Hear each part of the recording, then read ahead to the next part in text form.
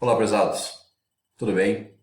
Meu nome é Daniel Garlipe, eu sou doutor em Ciências do Movimento Humano e hoje nós vamos conversar um pouquinho sobre a fisiologia sanguínea quando a gente fala sobre eritrócitos. Vamos então conversar um pouquinho sobre ele e começamos a falar sobre éritron. O éritron, gente, ele é definido como uma unidade diferenciada de transporte de oxigênio e de CO2. Porque ele passa a ter proteínas como a hemoglobina e a anidrase carbônica que facilitam este processo. O éritron ele é considerado um órgão e nós já vimos que ele tem o tamanho mais ou menos do fígado. E neste éritron nós temos uma porção fixa e uma porção circulante. A porção fixa passa a ser aquela porção que tem as células eritropoiéticas, que justamente formam as células vermelhas. E a porção circulante são as células vermelhas propriamente ditas que já estão na circulação sanguínea. Como é um órgão, ele pode sofrer atrofia, e esta atrofia vai então diminuir a quantidade do éritron circulante, e isso vai causar anemia. Por outro lado, nós podemos ter hipertrofia, o que vai acontecer um aumento do tamanho deste órgão, e nós chamamos isto de policitemia. Quando a gente fala de células vermelhas, nós passamos a falar de hematócrito, ou também relação dos glóbulos com o plasma. O que seria o hematócrito? É o volume que os eritrócitos ocupam em um determinado volume de sangue. Então, se nós pegamos uma quantidade de sangue e vamos centrifugá-lo, nós vamos então dividir as suas partes, passamos a ter uma parte de plasma, uma parte onde nós vamos encontrar os leucócitos e as plaquetas, e então o hematócrito aqui embaixo, que é esse volumezinho de eritrócitos. Então, o eritrócito, que é a mesma coisa do que a hemácia, ela tem algumas características. Uma delas são células maduras, ou seja, são células que têm uma função muito específica. Quais seriam elas? Transporte de gases respiratórios, o O2 e o CO2. A vida média é pequena, fica em torno de 120 dias e não tem mais capacidade de efetuar mitose.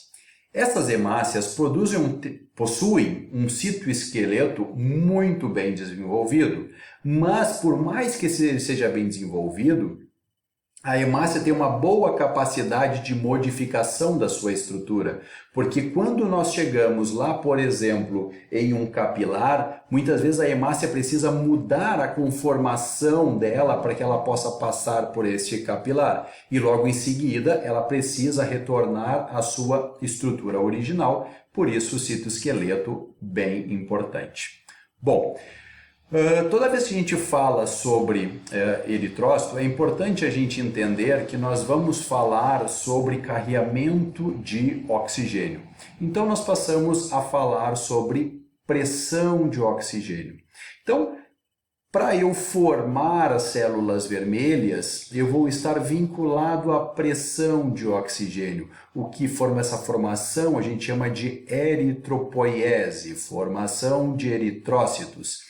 E essa pressão, muitas vezes, ela é diminuída por alguns fatores que diminuem a oxigenação do tecido, como, por exemplo, um volume sanguíneo menor, anemia, alguma menor quantidade de hemoglobina, que é justamente quem faz o carreamento do oxigênio, um fluxo sanguíneo menor ou, às vezes, até uma doença pulmonar. Isto aqui, esta diminuição da oxigenação, vai gerar um estímulo ao rim, que vai liberar um hormônio chamado eritropoetina. A eritropoetina é um hormônio que estimula a produção de hemácias nos estados de baixa oxigenação. Este hormônio ele é liberado em torno de 90% nos rins e em 10% no fígado. Mas se por acaso ocorrer de um indivíduo ter que remover os dois rins, neste caso o fígado não é capaz de superar estes 10% de formação de eritropoetina e o indivíduo vai precisar então fazer uma suplementação com este hormônio. E aí, essa eritropoetina vai sensibilizar a medula óssea a produzir células vermelhas. Então, vejam aqui, a oxigenação do tecido vai influenciar o rim a liberar eritropoetina. A eritropoetina vai até a medula óssea e na medula óssea nós passamos a ter a formação de células vermelhas. Bom, essa eritropoetina ela é estimulada justamente por essa baixa oxigenação, ou seja, quando eu tenho uma menor pressão de oxigênio. Isto aqui pode ser gerado, por exemplo, quando o indivíduo está em altitude. Isso vai fazer com que haja um estímulo ao rim, e este rim vai liberar eritropoetina, que vai sensibilizar a medula óssea a formar eritrócitos. Quando eu tenho um número maior de eritrócitos, nós passamos a ter um aumento da pressão de oxigênio, o que gera, então, um feedback negativo para que o rim pare de produzir eritropoetina. Em alguns casos, pode haver hemólise, pode haver destruição dessas hemácias. Isto também vai gerar uma menor pressão de oxigênio, o que vai estimular o rim a secretar eritropoetina, que vai sensibilizar a medula óssea a formar células vermelhas. Isso vai, então, voltar a aumentar a pressão de oxigênio, gerando um feedback negativo lá para o rim, para que pare, então, esta formação de eritropoetina. Bom, quando a gente fala de células vermelhas, nós precisamos entender lá quais são essas diferenciações das células da linhagem vermelha. Quando nós falamos lá da medula óssea, lá na medula óssea nós temos células tronco. Estas células tronco, elas podem formar duas células filhas. Uma célula filha volta a ser célula tronco, porque nós precisamos manter a nossa quantidade de células tronco, e a outra célula vai se diferenciar. No caso das hemácias, a primeira célula a ser formada vai ser o proeritroblasto. Do proeritroblasto é formado então o eritroblasto basófilo. Aqui já começa a formação de hemoglobina, que nós vamos conversar num próximo vídeo. Depois, nós temos uma sequência de células que já tem uma boa quantidade de hemoglobina. O núcleo, neste caso aqui, já começa a ficar condensado, absorvido, excretado. Por quê? Porque a célula vermelha ela é anucleada e também tem a absorção do retículo endoplasmático. Até este ponto aqui, nós falamos de um eritron fixo. A partir do reticulócito, nós já começamos a falar do eritron circulante. Este reticulócito ele já é capaz de cair na circulação sanguínea. Ele ainda contém uma pequena quantidade de material basófilo, ele ainda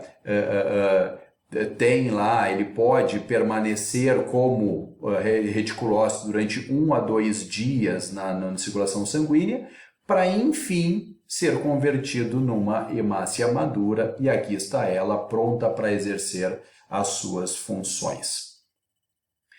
Para que haja uma maturação adequada das hemácias, é importante que tenha de forma adequada no corpo vitamina B12 e ácido fólico.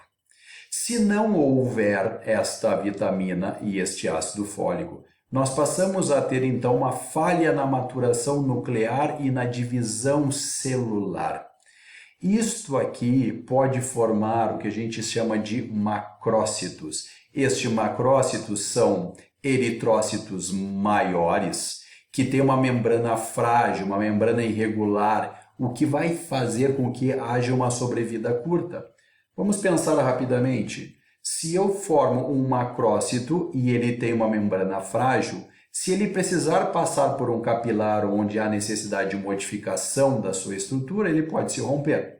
Isso vai gerar então uma hemólise. Esta hemólise vai diminuir a pressão de oxigênio porque diminui a oxigenação tecidual. E aí eu vou precisar fazer um estímulo até o rim para secretar eritropoetina, o que vai sensibilizar a medula óssea a formar eritrócitos. E aí eu aumento de novo o número de eritrócitos. Mas como o corpo está com deficiência de vitamina B12 e ácido fólico, eu formo um outro macrócito e a gente acaba entrando num ciclo vicioso que a gente chama justamente de anemia perniciosa. Essa anemia perniciosa, ela acaba muitas vezes sendo gerada por uma atrofia da mucosa gástrica, que ela é incapaz de produzir as secreções gástricas normais, ok? Bom, algumas questões podem gerar variações fisiológicas na concentração de eritrócitos. Estas variações, uma delas passa a ser a variação diária. Esta variação diária, ela é gerada principalmente pela ingestão de alimentos e principalmente pela ingestão excessiva de líquidos.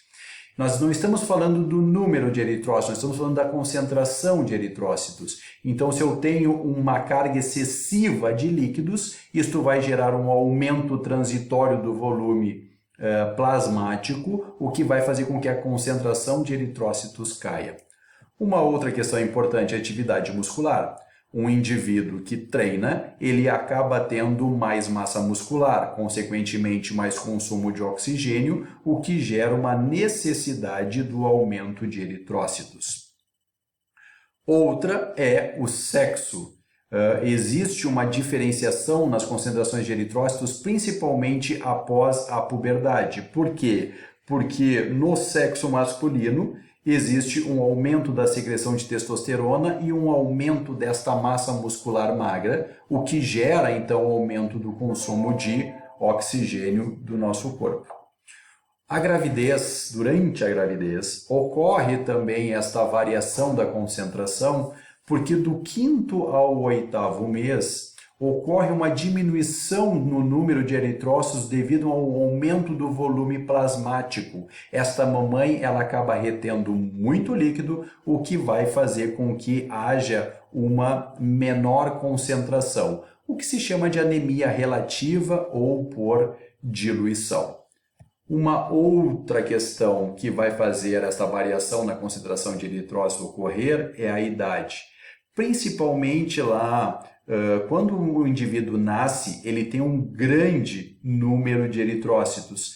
Mas ali entre o 3º e o 5º mês de vida, acabam ocorrendo uma formação de eritrócitos muito pequenos, justamente porque a dieta do nenê é o leite materno e passa a ter uma carência de ferro, e o ferro, nós vamos ver em um próximo vídeo, ele é fundamental na formação do eritrócito. E aí depois disso, lá quando chegamos perto lá da puberdade, essas variações acabam, essas concentrações acabam se equilibrando.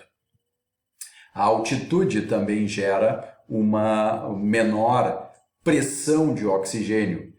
Quando eu tenho menor pressão de oxigênio, eu acabo tendo a necessidade de uma formação maior de eritrócitos para melhor carreamento de oxigênio, e isso também eu vou trazer para vocês num próximo videozinho.